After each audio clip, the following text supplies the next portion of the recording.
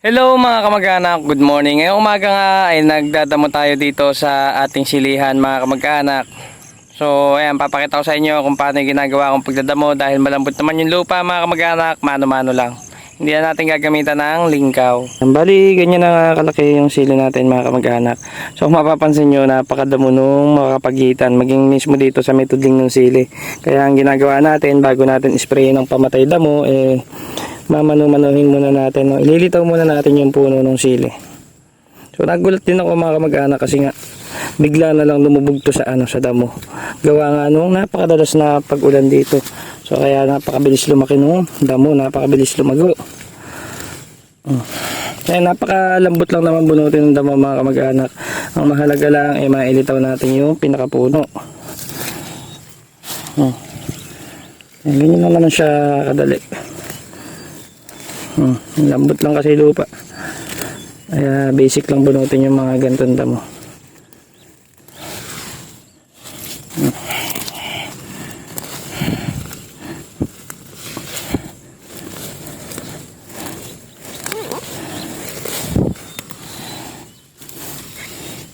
Siyempre ingatan lang natin yung puno ng sili, baka mamaya hindi natin mapansin sa kapal ng damo, yun masama nating mabunot.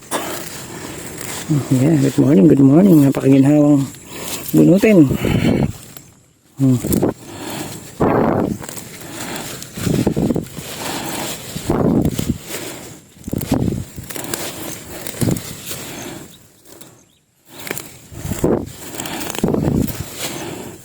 Yeah. Isang base pa lang natin yung napapatabaan pagka yan naulit natin ng pataba at napagambulan yung puno bigla yan gugusar na biglang lalago yan sa gaganda.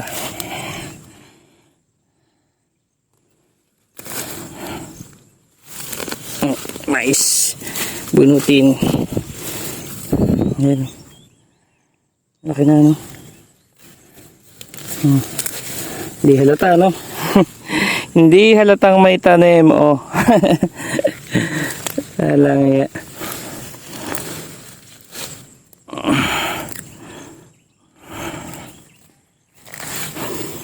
May mga may mga molde na ng bulaklak.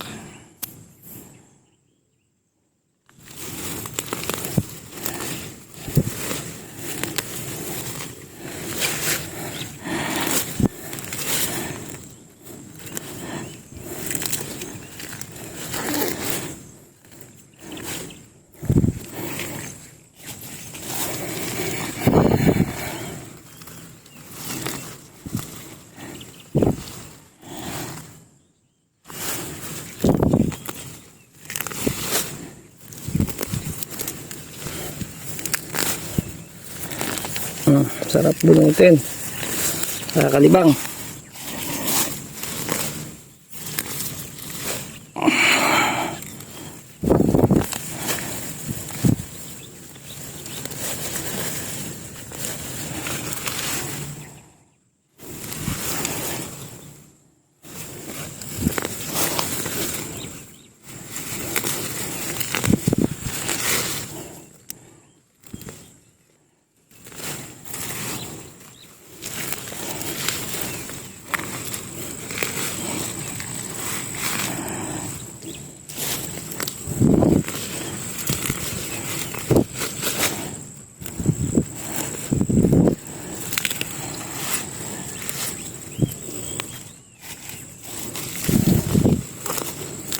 Yan.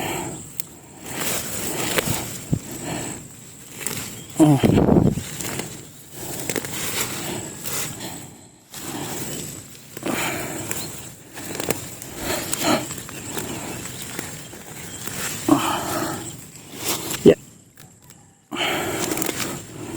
Hindi na ako gumamit ng lingkaw mga kamag-anak.